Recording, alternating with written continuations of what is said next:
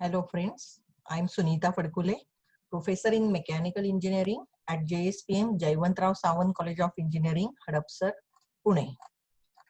Today, this is our video lecture number 26, which is on unit number 3, that is 2D system. Today we are going to see the problems on combined vibrations. So the learning outcome is you will be able to estimate two natural frequencies and two principal mode shapes of two DOF combined vibratory systems. Let us see the recap. So this is our syllabus content: combined rectilinear and angular motion, and also vibrations of geared system. Okay, so this we will see at the end of the torsional vibration. Okay, so recap is there is a typical procedure to solve any problem of 2DOF system. Now already you are familiar with this procedure because we have solved already almost 4 to 5 problems on longitudinal vibrations. And as I already told you, whether it is longitudinal vibration problem or combined problem, combination of rectilinear and angular modes, procedure is going to remain same. Okay, so let us see problem number 1. Determine natural frequencies of the following given system. So this is your system. There are two masses, mass M1 and mass M2. This is nothing but your like a pendulum. So one motion is rectilinear of this block, or you can say bogie, and the motion of this pendulum is angular. Okay, so there are two parameters involved, x and theta. In longitudinal vibration problems, earlier we have solved, there were two parameters, x1 and x2. So here x2 is replaced by theta and x1 is replaced by simply x. So what is the given data? M1, M2, then L, that is length of this pendulum, and what we are supposed to find out, omega n1 and omega n2, that is two natural frequencies. So consider this displaced position diagram. Okay, so here the system is displaced by rectilinear, in the rectilinear direction and in angular direction also. There are two systems. So M1 will move in rectilinear direction, suppose towards right, okay, by x amount. So earlier it was here. Now it has come to the position, in this position. So total displacement is x, which is rectilinear. Simultaneously, this pendulum has displaced by an angle theta towards right. Okay, so using S is equal to R theta. How much is this distance? See, this is L and this is theta. So how much is this distance? L into theta. Arc is equal to length into angle. Okay, so the total displacement of this M2 will be, earlier it was here, no? So x plus L theta, and total displacement of the mass M1 will be x. Okay, now let us draw the free body diagram of these two masses. Okay, so this is mass M1. What are the forces acting on M1? There is an inertia force. As this mass is moving towards right, inertia force will be towards left, because we are going to apply D'Alembert's principle. So what is the inertia force? M1 into x double dot. Okay, now there is a M1G weight also acting of this block, okay, which is downward. Now for this mass, what are the forces? So for this pendulum, that is M2, as it is moving towards right, okay, the inertia force will be mass into acceleration, that is M2 into bracket x double dot plus L theta double dot. From where it has come? See, the total displacement is x plus L theta. So total acceleration will be x double dot plus L theta double dot. Okay, so this is inertia force towards left. Okay, then there is a weight acting for this mass M2G.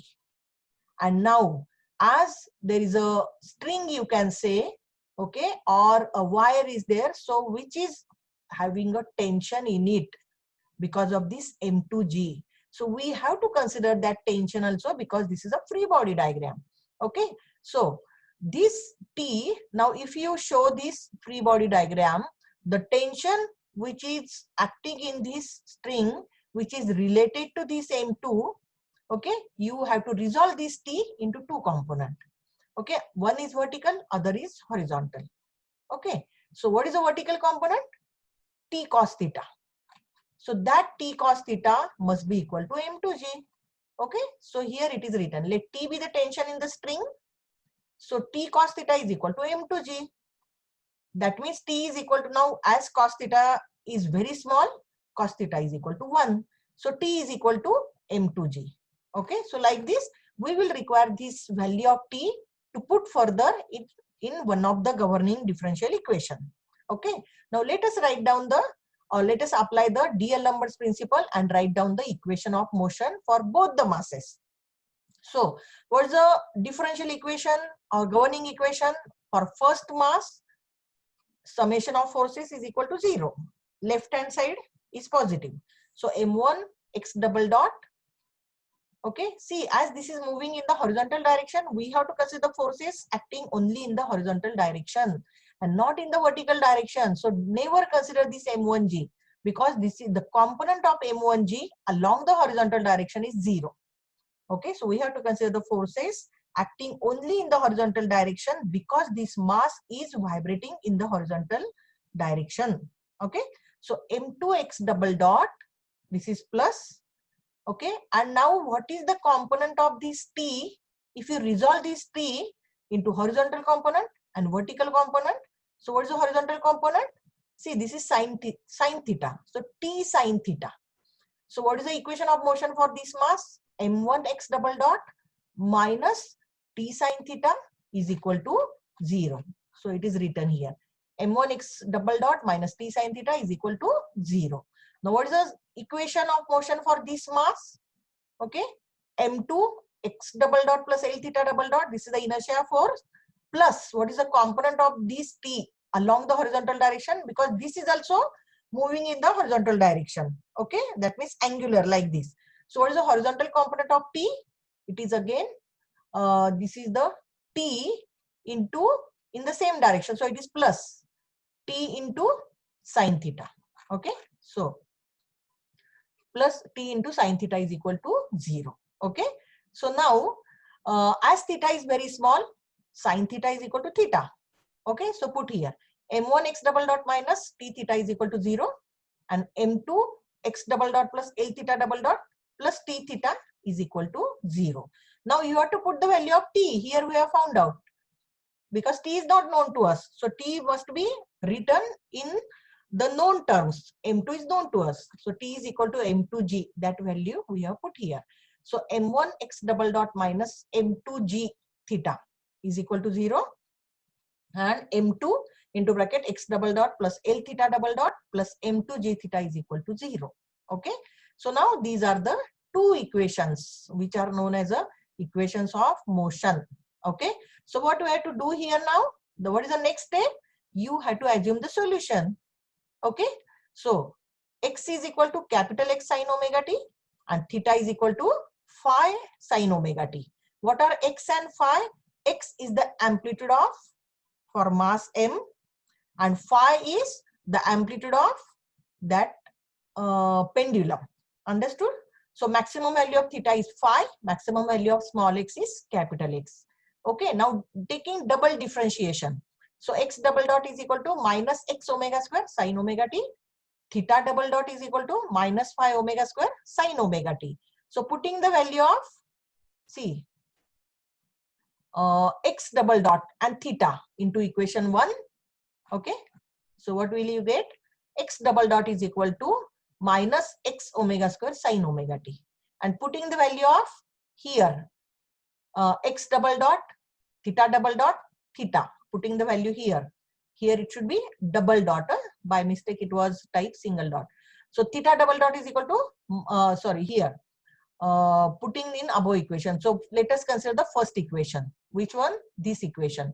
M1 x double dot minus M2 g theta is equal to 0. Okay. So minus M1 x omega square sine omega t minus M2 g x1 that x2 that is phi sine omega t is equal to 0. So sine omega t will be cancelled out from each term. So what is remaining now? m1 x omega square is equal to m2 g phi. Okay, so again we want the ratio of amplitudes. So this phi you take on this side. So capital X upon phi is equal to m2 g upon minus m1 omega square. This is your first ratio of amplitude. Okay, now to get the second ratio of amplitude, put the value of x double dot, theta double dot and theta into this equation. So what we will get, putting into this equation, see, minus x omega square sin omega t minus L phi omega square sin omega t plus g phi sin omega t is equal to 0. So from each term you will cancel out sin omega t. So what is remaining? Minus x omega square minus L phi omega square plus g phi is equal to 0. Okay, so g minus L omega square phi is equal to x omega square. Again we want here the ratio x upon phi. Okay, so phi you take on this side, omega square on this side. So what you will get? X upon phi is equal to g minus L omega square upon omega square. This is second ratio. Now as these two are equal, let us write down here, equating 2a and 2b. Okay, so from here we want to find out the value of omega n, that is omega. Okay, so what you will do? Cross multiply these two equations. Okay, so m2g into omega square, see here, into these two terms.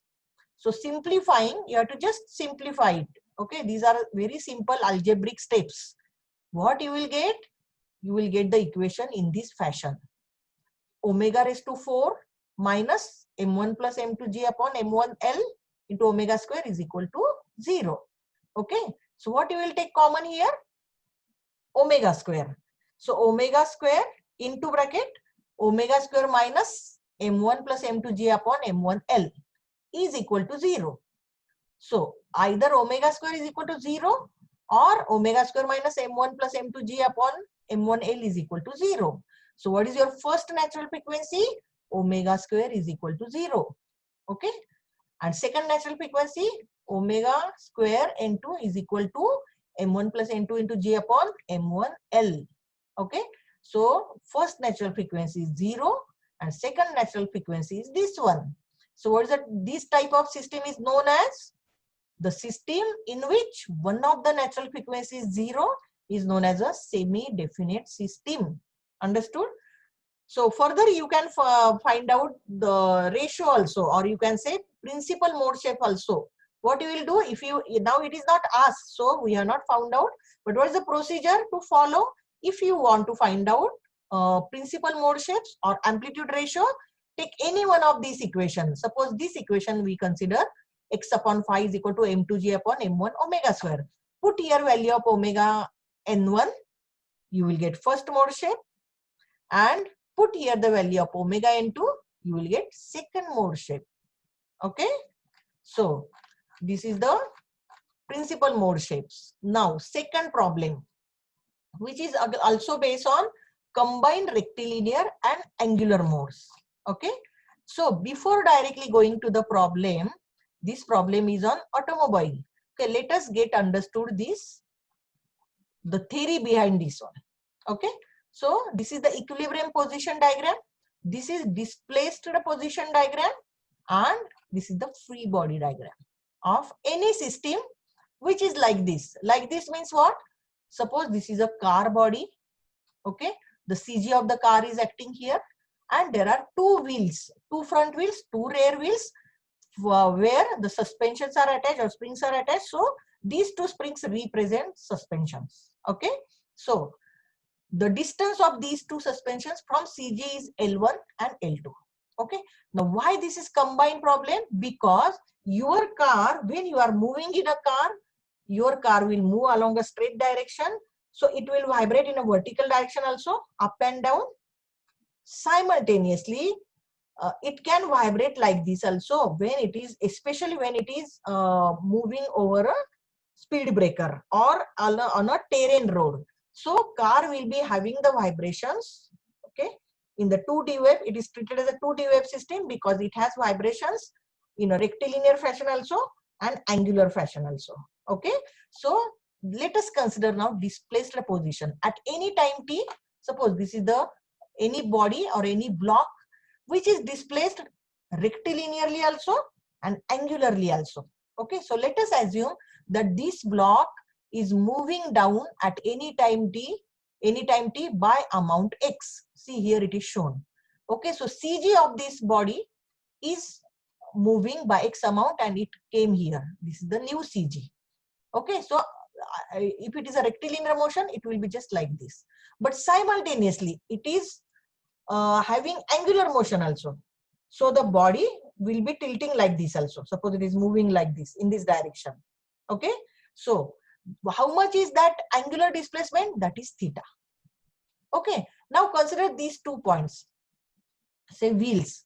What will happen to, you can say if it is a front wheel, suppose. What will happen to the front wheel? See, the body has gone towards downward by x amount. Okay, and now consider only the front of this one. It is further going down. Okay, so by what amount it is going down? It is L2 theta. Why L2 theta? Because see, this distance is L2. When you, if you consider this triangle, okay, this triangle, this is your L2, this is angle theta. So how much is this vertical distance by which this spring will deflect? That is L2 theta. So what is the total deflection of this spring? It will be x plus L2 theta. X vertically downward and L2 theta angular displacement. So what is the total displacement of this spring? X plus L2 theta. Okay.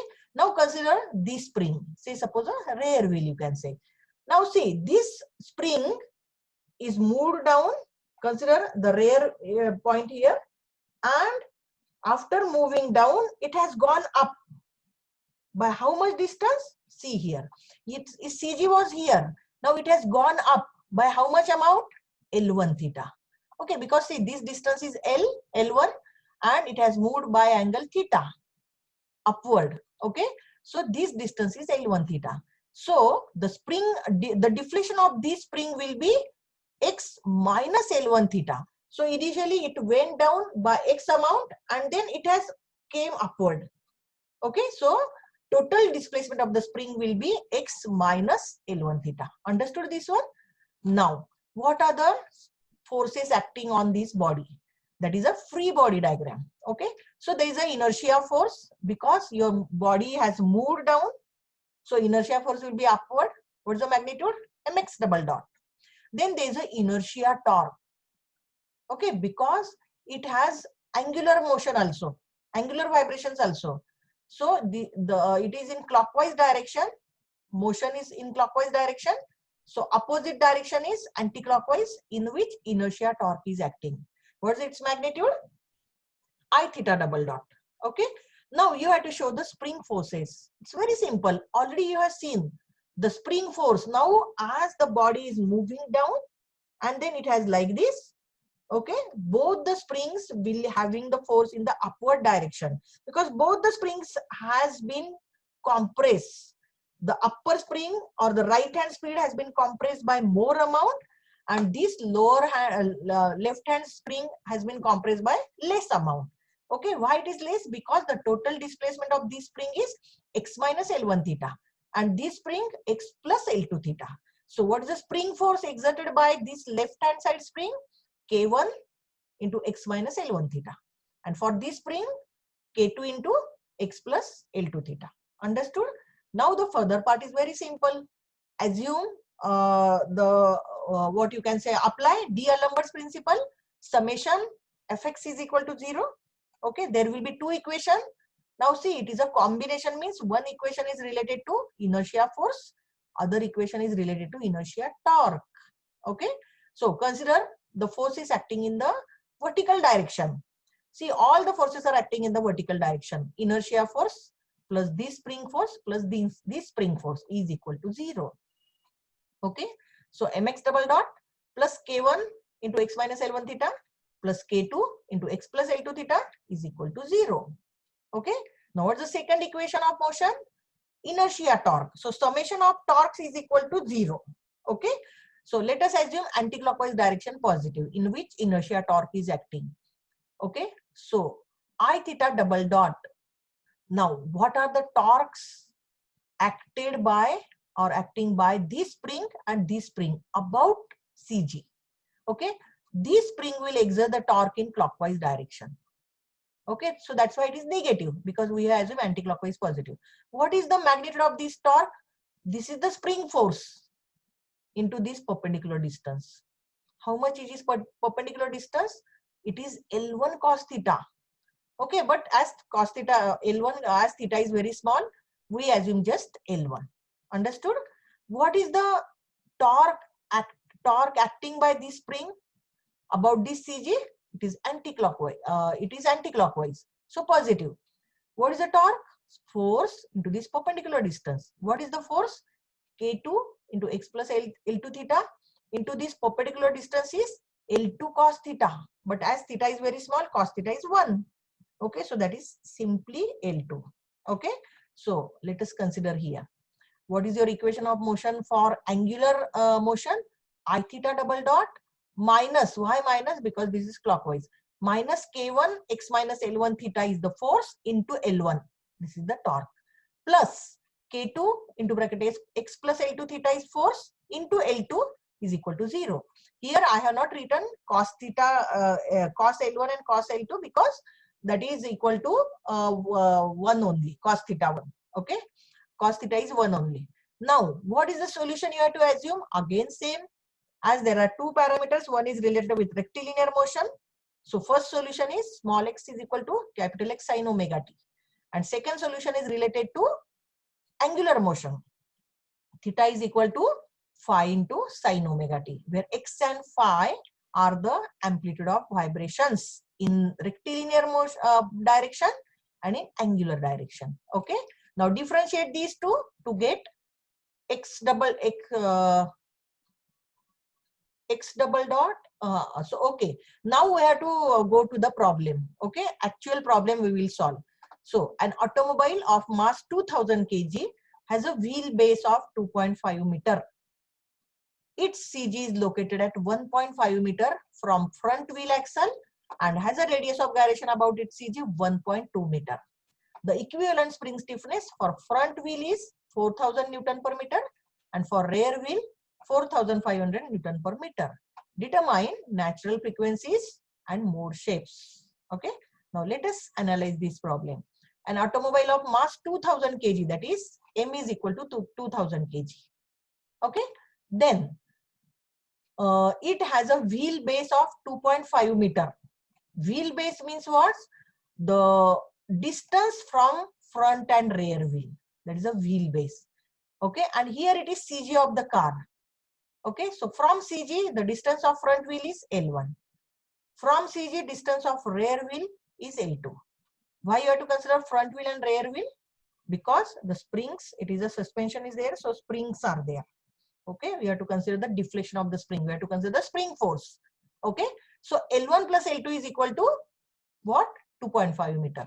Okay, this we have written here. L1 plus L2 is equal to 2.5 meter. Now it is given that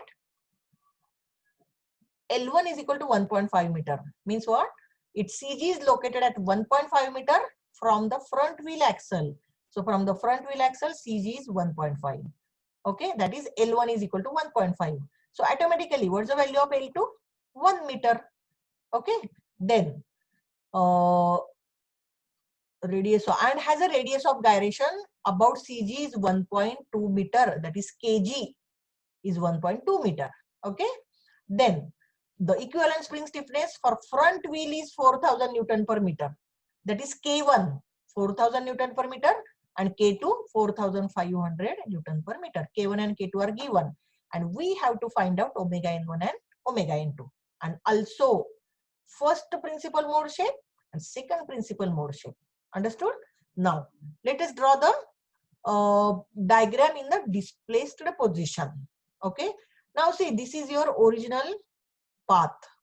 Okay, the car has both the motion, both the vibrations in rectilinear. It has gone down by X amount. See here, and then it has deflected, or it has angular motion like this.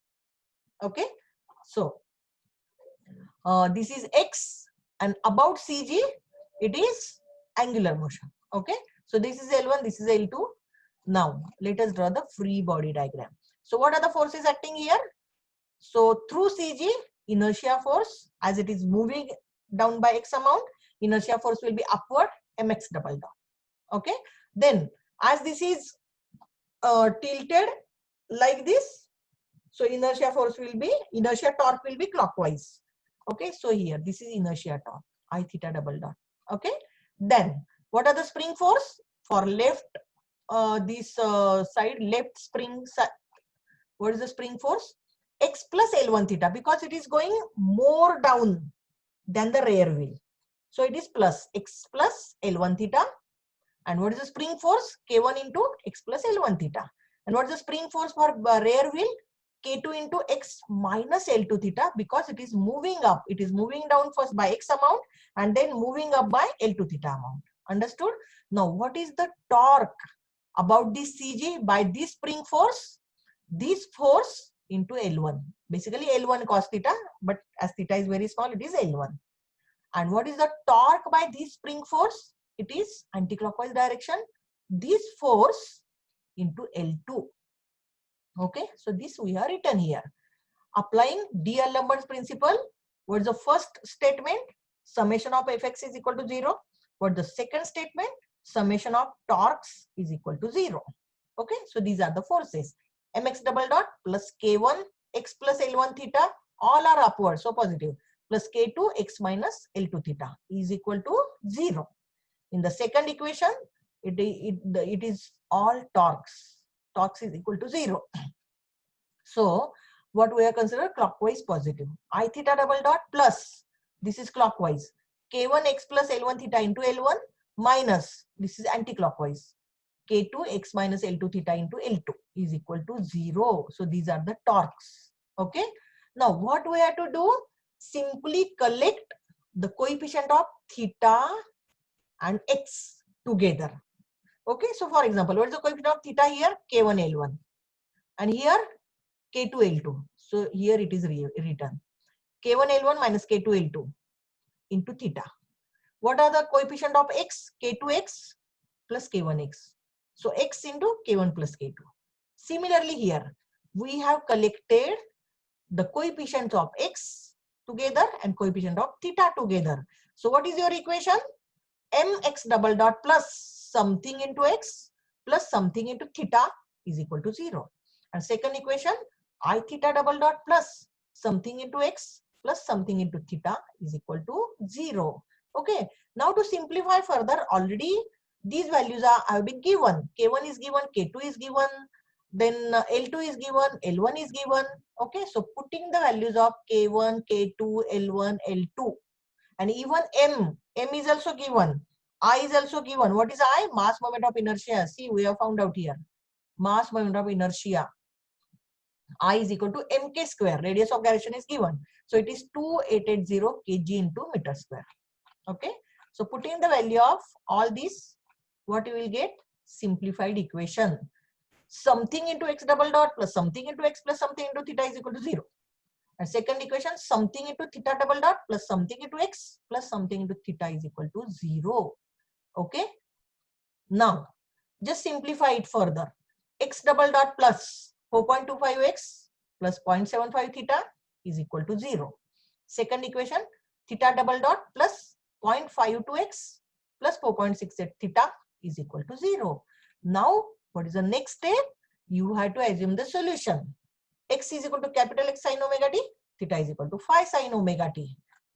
Take double differentiation. X double dot is equal to minus 6 omega square sin omega t. Theta double dot is equal to minus phi omega square sin omega t. So putting the value in the first equation, value of X, theta and X double dot. What are we getting? Minus 6 omega square sin omega t plus 4.2x sin omega t plus 0.75 phi sin omega t is equal to 0. Cancelling out sin omega t term from each term. So what is remaining? Minus 6 omega square plus 4.25x plus 0.75 phi is equal to 0. So collect the term of x, coefficient of x together, capital X.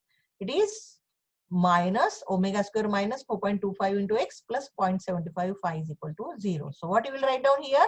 Ratio x upon phi is equal to 0.75 upon omega square minus 4.25. Okay, you got one equation, one amplitude ratio. Now, putting the value of theta double dot x and theta into second equation, what we will get? This one. Okay, the same equation, cancelling out the cancelling out sine omega t and writing down the equation in terms of x upon phi, you will get this equation. Okay, so equating both the ratio equations, that is x upon phi is equal to what? 0.75 upon omega square minus 4.25, omega square minus 4.68 upon 0.520. Cross multiply, you will get the equation in terms of omega raised to 4. So omega raised to 4 minus 8.93 omega square plus 19.53 is equal to 0. So what is the type of this equation? Ax square plus bx plus c is equal to 0. How will you find out values of roots? Omega n square is equal to, and omega 2 square is equal to, you know the formula, roots are is equal to minus b plus or minus square root of b square minus 4ac upon 2a. Okay, so from that formula you will find out omega n square 3.8, omega n2 square 5.11. Okay, then simply take square root, you get omega n1 is equal to 1.95 radian per second and omega n2 is 2.26 radian per second. This is not semi-definite system because here both the frequencies exist. Okay, now you have to find out ratio of amplitudes or principal mode shapes. What you will do? Consider any one equation of amplitude ratio. Suppose I have considered this one, 0.75 upon omega n square minus 4.25. Where is this equation? So this is one equation and this is first equation. Where is it? This is first equation. Okay, and this is second equation. So consider any one. Okay, and putting the value of everything, you have found out omega 1 also, no? Omega n1. So putting the value of omega n1, then whatever the x l1, you will get first mode shape minus 1.68. And second mode shape, by putting second natural frequency, you will get 0.852. Understood? So if you know draw, you can draw mode shapes also. Okay. Then third problem, which is also on rectilinear and angular modes. Okay, so this is on aerofoil wing. Okay, this is aerofoil wing. Okay, so what is the problem statement? Figure shows an aerofoil wing connected through a linear spring of stiffness K. This is the spring having linear spring having stiffness K and a torsional spring of stiffness KT. This is your torsional spring. Its stiffness is KT. Determine equations of motion for the system and determine the natural frequencies. What is given? M, that is mass of this aerofoil spring wing, is 6 kg. Then I, that is mass moment of inertia, is given 0.10 kg meter square. Then K, stiffness is 3000 Newton per meter. KT, torsional stiffness spring, 250 Newton per meter. And this length, this one, distance of CG from torsional spring. Okay, that is L, that is equal to 0.15 meter. Okay, now let us, so this is the given data. We are supposed to find out omega n1 and omega n2. Okay, so draw the free body diagram. What are the different forces acting? Now see this aerofoil say wing. Okay, while vibrating, it will vibrate like this also, and simultaneously it will vibrate like this also. Okay, so simultaneously, so that's why it is a 2D wave system. So now assume this is going down and simultaneously it will be tilted like this. Okay, so there are two parameters, x and theta. So it is going down by x amount and it is tilted by theta amount. Okay, so inertia force will be upward, mx double dot. It is acting through CG, not at this spring. It is acting through CG. Inertia force is always acting through CG. And then inertia torque, it is, as this leaf spring is rotated clockwise, inertia torque will be anti-clockwise, that is I theta double dot. Okay, now what are the forces exerted by this spring, that is rectilinear spring and torsional spring? Okay, so what is the spring force exerted by this K? As it is moving down, that means it is extended, spring force will be upward. And what is that spring force? K into x plus L theta. Why L theta? Because see, it has been shifted, means it has been rotated through CG, and you want to find out this amount. Okay, how much it has gone down? So it has gone down by L theta. Consider this a triangle. This is L, this is L, this is theta. Okay, so this is L theta, this amount, vertical distance. So total displacement of this spring will be x plus L theta. Okay, now what is the torque by this torsional spring? That is kt into theta. Okay, kt into theta double dot. Now let us write down the equation. First equation of motion, which is for rectilinear vibration, up and down. Inertia force is acting upward, so upward direction is positive. So inertia force plus spring force is equal to 0. That is D'Alembert's principle. Mx double dot plus k into bracket x plus L theta is equal to 0. Okay.